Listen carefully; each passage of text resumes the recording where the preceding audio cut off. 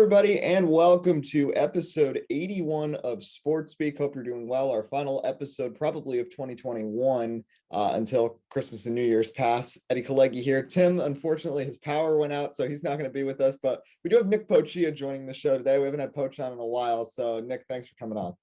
Thank you for having me, Eddie. So before we get to any sort of, logistical, statistical stuff in basketball, football, there is a lot to talk about there.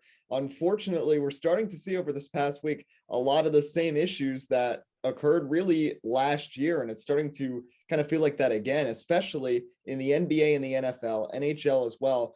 Game postponements starting to come back. The NFL pushed back games for the first time this season, moved one game to Monday, two others to Tuesday because of COVID. The NBA has had a couple of postponements and just tons of players right now in health and safety protocols. NHL is a similar story, and college basketball similarly as well. I mean, I go to Rutgers. Their game against Rider today was postponed. And now you have a lot of questions where you're seeing players starting to become a little outspoken about this, because how I see it is that there's really three different routes that these sports leagues could go. And to me, I feel like they're picking the worst route right now. So right now, what the idea is bringing in replacement players. If people are out, postponing the games maybe 1-2 days, if not just trying to play through. But for sports that are so concerned with their ratings, especially with the NBA on this Christmas rush, and now with Kevin Durant just going into COVID protocols just a few minutes ago to add to all the other players out for both the Nets and the Lakers, with that considered to be like a marquee matchup for the season, the fact that now he might be gone and not available on Christmas, really going to hurt the NBA's ratings. So I feel like right now what they should do, they probably won't do it, but there's one of two options that make sense. One is either postponing the season for a couple of weeks just to allow everything to die down. You've got the holiday season, Thanksgiving and Christmas going on. People are going to be gathering for the holidays, and the spread of COVID is going to go up. Or the other thing is you let asymptomatic players play, which isn't going to happen. And I know there's other ramifications with that, but a lot of these positive tests are coming for players that are essentially feel normal and are just being tested because they have to. And a lot of them are vaccinated as well. So I feel like those are the two most logical options that they probably won't do. They're going to stick with what's going on right now. But I don't really feel like that's going to work, especially harmful for the NBA that's in, a big part of their season with Christmas coming up in a week. And the NFL in the midst of their playoff rush and seeing teams affected by this that are trying to make the postseason, really unfortunate. I agree, Eddie. It's a difficult situation, and you really wonder. I know everybody's very frustrated. I know me and you are frustrated as sports fans, as frankly as Americans, seeing this virus go around. I know even in New York, obviously, we're New Jersey guys, I'm New Jersey originally, and New York City, masks everywhere, testing everywhere. They feel like everybody in the city has it, and it's a very nervous thing. It's a very scary thing. The one thing, I know you made a note about asymptomatic players maybe potentially playing. It's a difficult thing because of the climate we're in. You have people on the extremes of both sides of this issue. It's very tough to kind of pull that one off in the sense of the politics of it and things of that nature. So it's very tough. Obviously, the way I think of it, I think you think of it too. These are world-class athletes. They're healthy. They're vaccinated, but at the same time, it's a very scary situation. And the only good thing with Omicron, obviously, I'm not a scientist, it seems like it's highly contagious, which is very scary, but I don't think we're seeing the same level of casualty and extreme sickness. It's difficult for the leagues from a revenue situation, from a safety perspective, and you just hope the commissioners and the board of governors get together and say, let's do something smart here.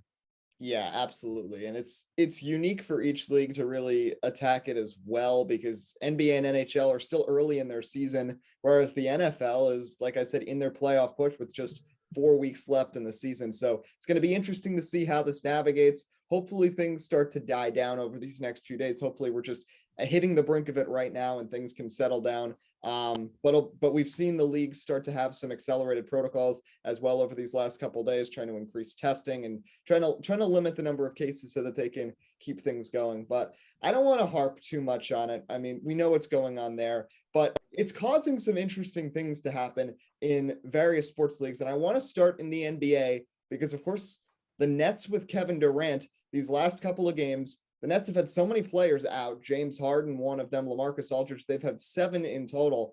It's really been Kevin Durant, a couple of NBA players, and aside from that, rookies and G Leaguers. And I know Durant's going to be out now, but the last 2 games against 2 solid teams in the Raptors and the Sixers, who were not hurt by COVID and had basically their full rosters out there, Kevin Durant was able to pull this group and kind of take them over the edge and get a win. And I feel like there are still a lot of people who are bitter about Durant going to the Warriors after losing with the Thunder, and people saw it as a weak move going to the team that had beaten him and had come from behind so that he could get a championship. And a lot of people think he's the type of guy who needs another star player out there. But I feel like this is evidence, I know it's a small sample size, but that Kevin Durant is capable of being successful and winning games against good teams, even if he doesn't have superstars out there, Nick. Yeah, I would 100% agree with you. I think, like you said, Kevin Durant caught a lot of flack in the media in the aftermath of what happened with Golden State. But let me tell you something. In my opinion, Kevin Durant is the best player in the NBA right now. I think he has a legitimate MVP case. It's a difficult thing because Steph Curry has not only had a phenomenal season, phenomenal record for the Golden State Warriors, he's also had a couple of historic moments that are memorable, and the media loves that stuff, right? There's no question about it. But Kevin, talk about somebody being valuable to their team. Like you said, putting the team on his back, going out there with a team of mostly young guys, probably G League call-ups and things of that nature, without James Harden and without Kyrie Irving, although it appears he may possibly come back soon as a part-time player. But at the same time, you really can't say enough about what Kevin Durant's done for this team. And I think he's got a little bit of a chip on his shoulder after last year's playoffs, how things ended. I think he wants a championship, and he's just going to push really hard in the regular season. Yeah, and you mentioned Kyrie Irving. Let's talk about it. He was announced he's going to be coming back. Of course, Nets kind of had their hands forced by what's been happening over this past week or so. And not even just with that, just with the load that Kevin Durant really has on him right now.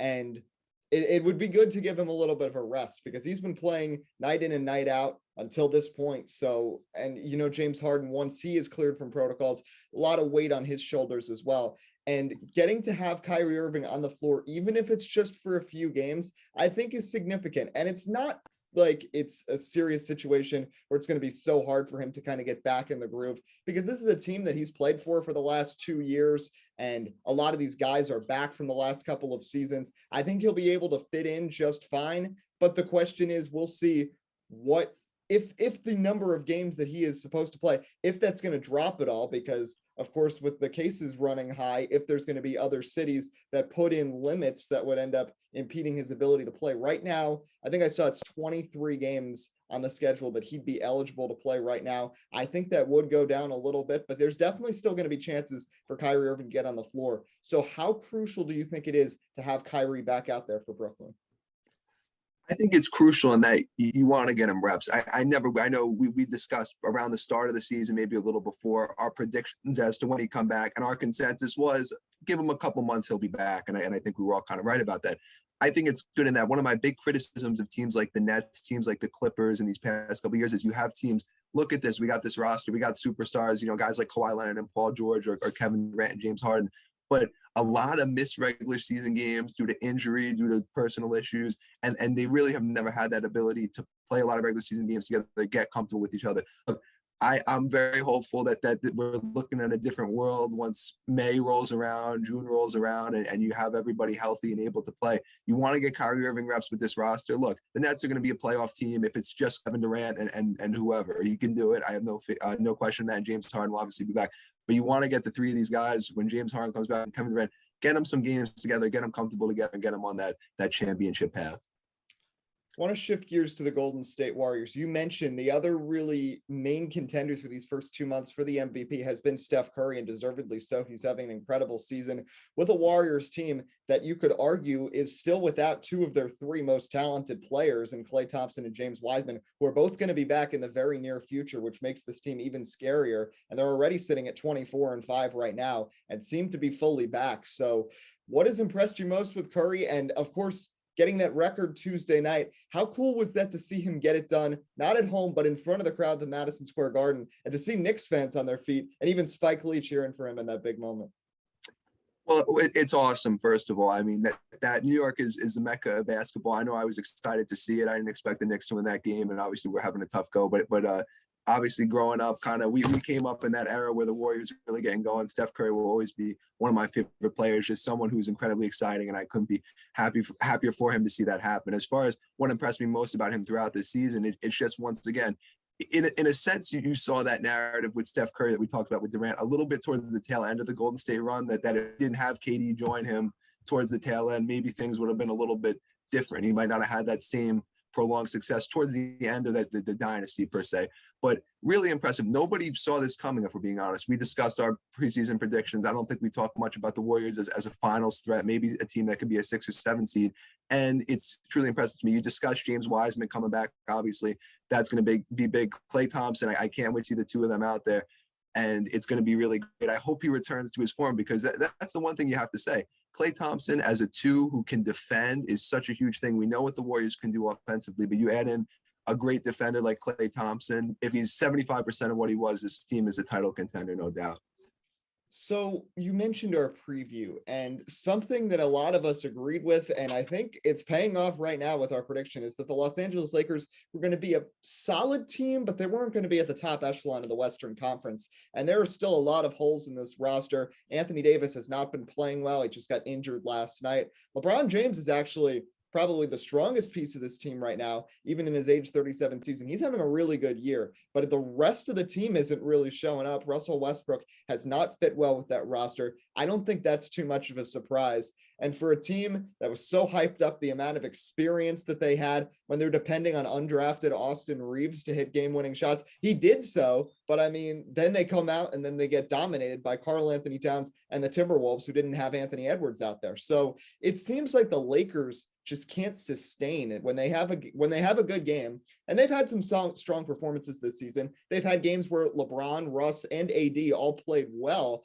but then they'll come out and really fall flat on their faces against a team that they should beat. And that's why they're really just treading water a little bit over 500 right now. So, I mean, it's not necessarily early in the season anymore, 30 games in. Do you think the Lakers have any shot at really turning this around and becoming a top team in the West? And do you see Russell Westbrook finishing out the season with this team? Because there's been a lot of rumors about him maybe even going on the trade market.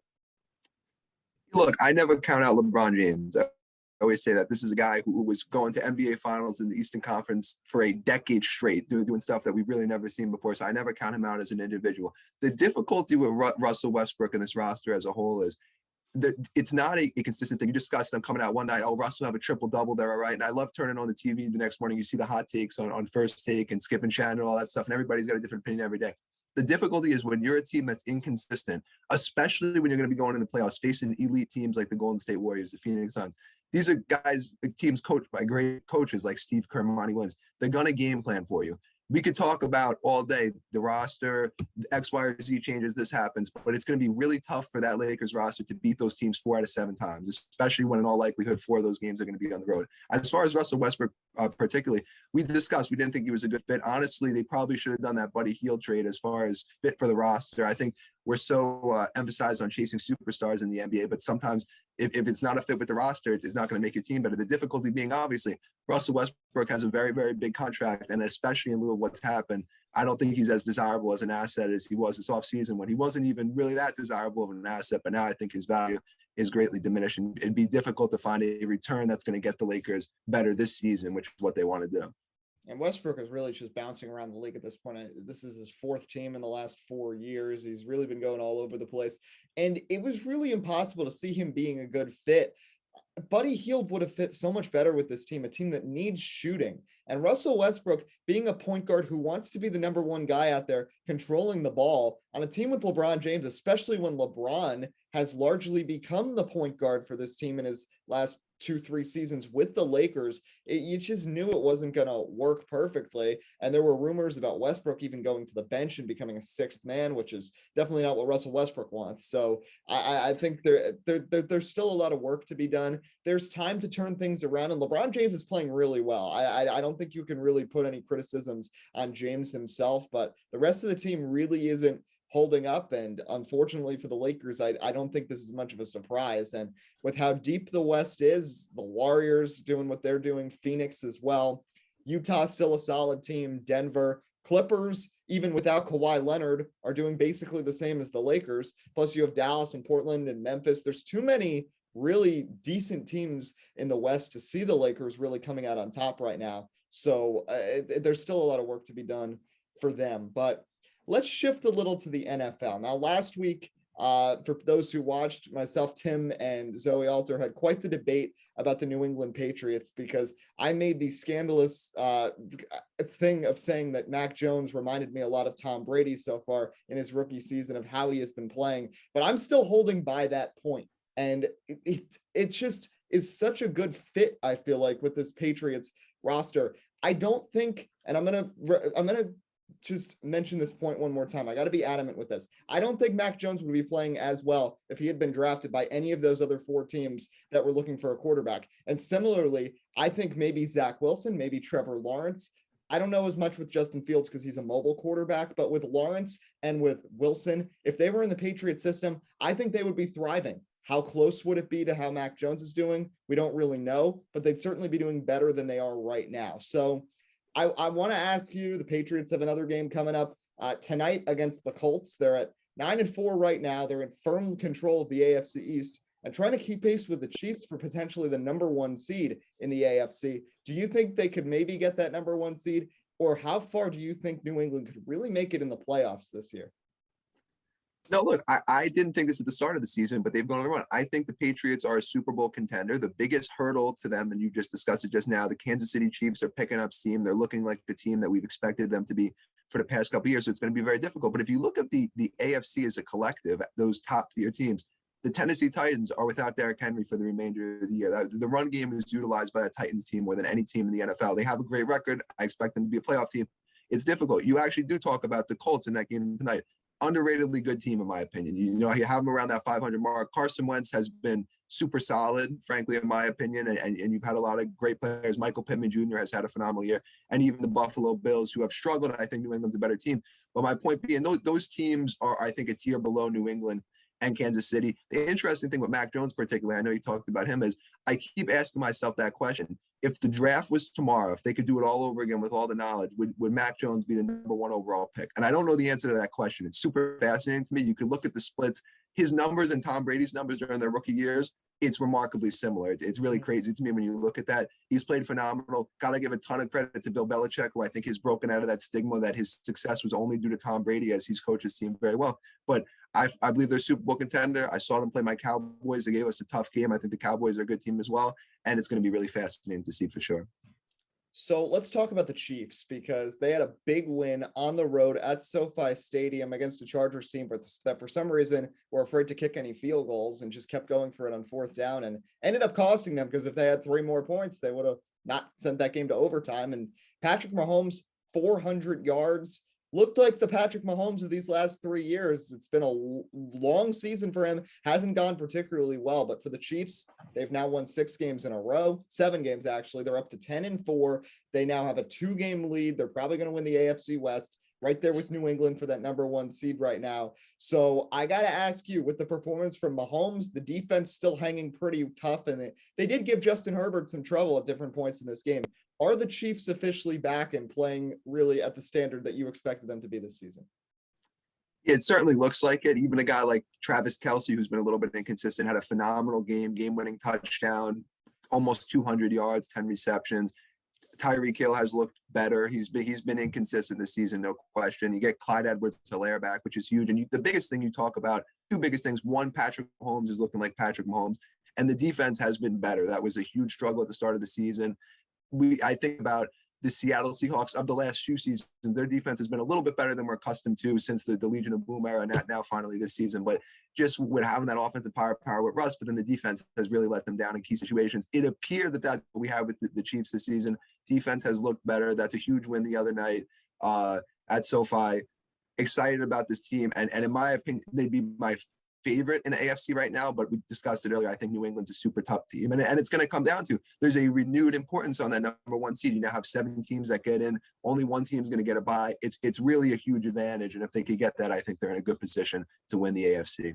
Yeah, it's going to matter a lot, especially I think it might mean more for the Chiefs to get it. I think it's more significant for them. I think they need it more because if the Patriots get number 1, it's very difficult, regardless of who's at quarterback for New England, to go into Foxborough in January in that atmosphere in a playoff game and be able to come out on top. And we've seen the Chiefs lose in that situation a couple of years ago in the AFC Championship with Mahomes. So it's going to be really interesting to see how it goes down the stretch. The Chiefs and Patriots both have pretty easy schedules to finish things out. So as weird as it's been in the NFC, it's very possible that one of these teams finishes maybe 13-4. And as real as it seemed like how balanced the AFC has been throughout this season, maybe we'll see a team kind of jump out on top, but it's really between those two teams right now. Buffalo is falling apart. The Titans with all the injuries. The AFC North, it seems like everybody's stepping over each other at this point. But I want to shift quickly to the NFC because there's still a lot of good teams there. The Cowboys have fallen back a little bit. Dak Prescott has been struggling a little bit since his calf injury, but they're still the class of the NFC East at this point. You've got a Green Bay, of course, with Aaron Rodgers, Tom Brady and the Buccaneers, and the two teams in the NFC West, the Cardinals and the Rams. The Cardinals losing DeAndre Hopkins now for the remainder of the regular season. That could be significant for that team who look to be in control of the NFC. But really, you've got 5 teams. There's going to be 2 other playoff spots decided. Those 2 teams are going to be much weaker than the other 5. But Poach, of those 5, which do you think has the best chance to make it out of the NFC and head to the Super Bowl?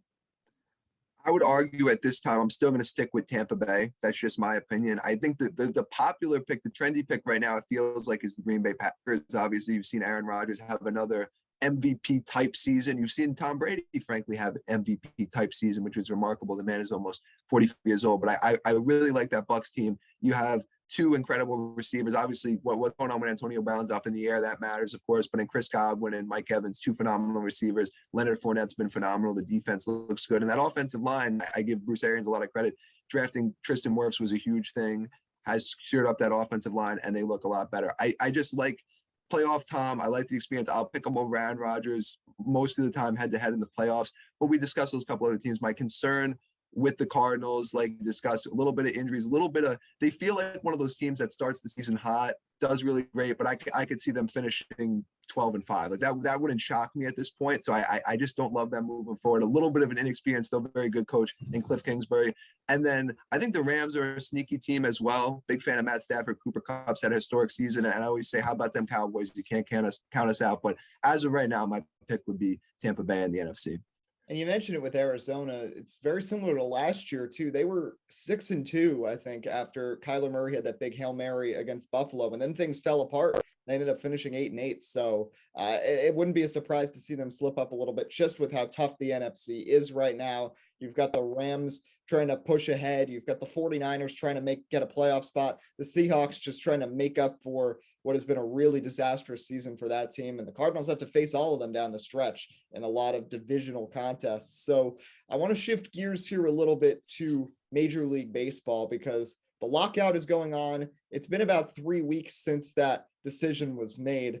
And we haven't really heard anything about any sort of talks right now. I'm not too surprised. I didn't really think we were going to hear anything until the month of January, but of course it has to be a little bit concerning, especially since we know there is a lot at stake in these discussions. And it seems like the Players Association and ownership really can't agree on anything right now. You've got the proposals about an expanded playoff, universal DH, other things with contracts and finances. And it seems like they don't really see eye to eye on anything. And we've seen baseball have some extended strikes before. They had one back in 1994 most recently, and it's been a while, and we've seen this sort of brewing. And let's also not forget that only 2 years ago we saw an extended pause when baseball really could have come back from the COVID break at the beginning of the season when the season was shortened a little bit. And they had plans, and a lot of the other outdoor sports like golf and NASCAR and tennis, they had all come back in the month of May. But baseball got delayed to coming back at the same time as the indoor sports because the players couldn't really agree on anything with the owners, and things got delayed an extra 2 months, and they ended up having that 60-game season that a lot of people really don't see as very legitimate at this point. So right now, it would be really frustrating to see this potentially cause a shortening to a season when we just had a 60-game season 2 years ago. But what do you see happening with these talks, and when do you feasibly see baseball coming back to normality this year?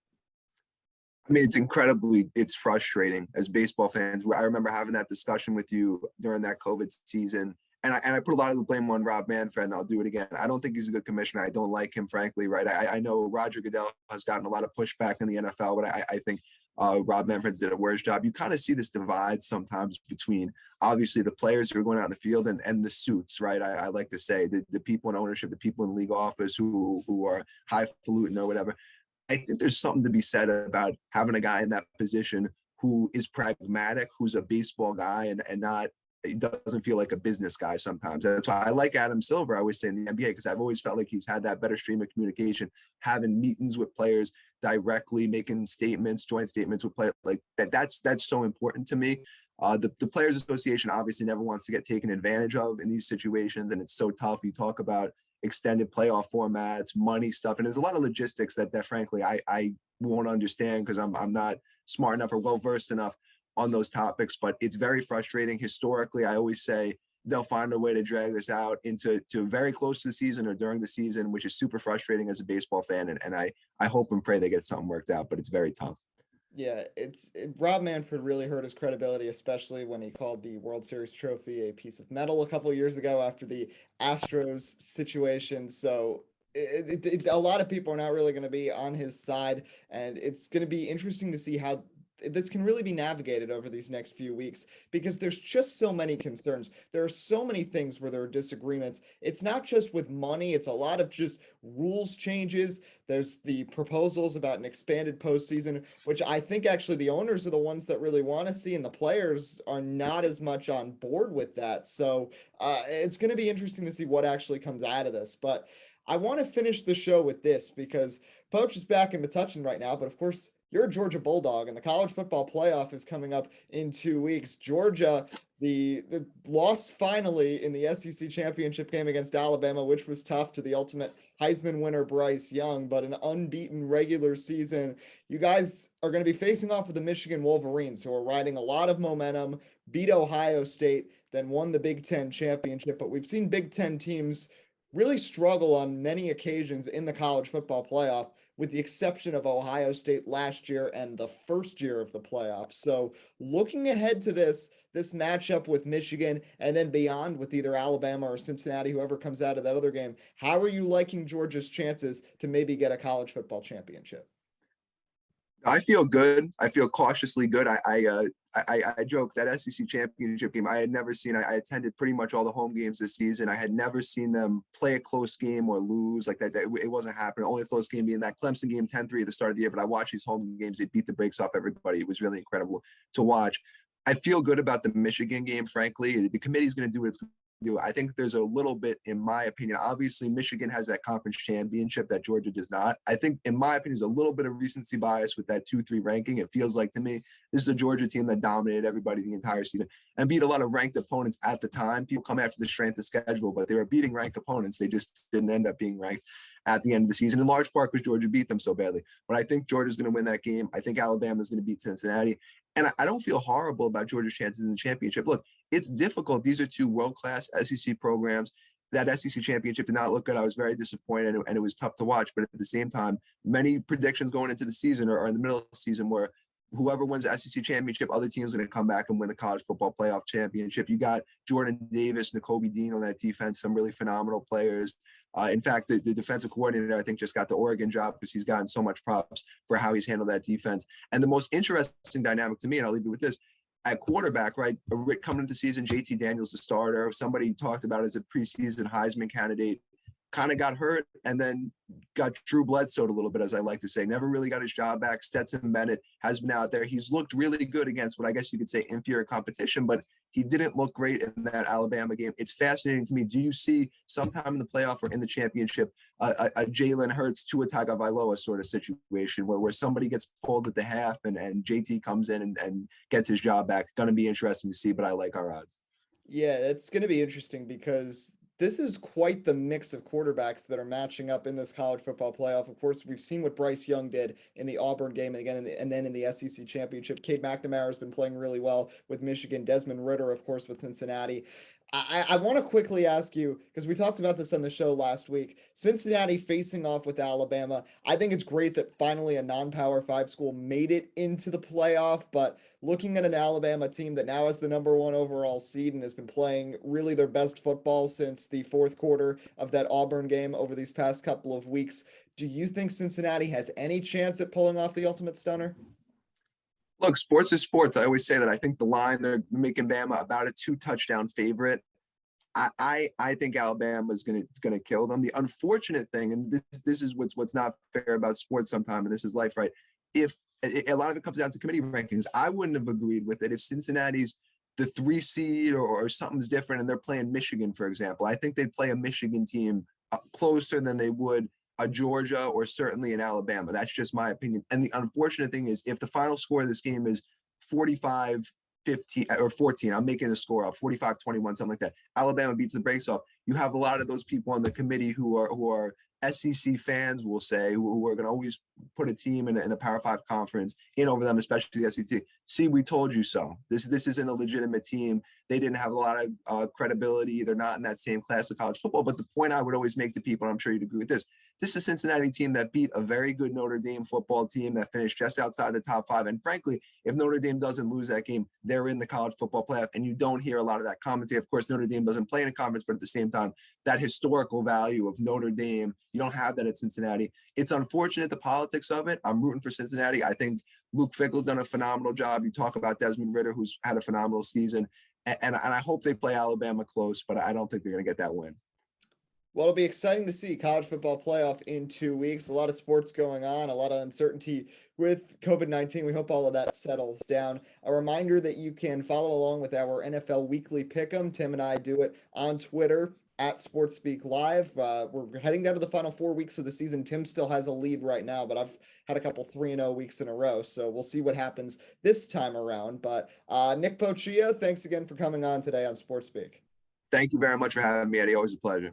All right, so that'll just about wrap things up. We hope everybody has a happy holidays, Merry Christmas, Happy New Year's. We'll probably not be back until January, but we hope you enjoyed. Until next time, this is Eddie Kalegi signing off on SportsSpeak. We hope you have a great rest of your weekend.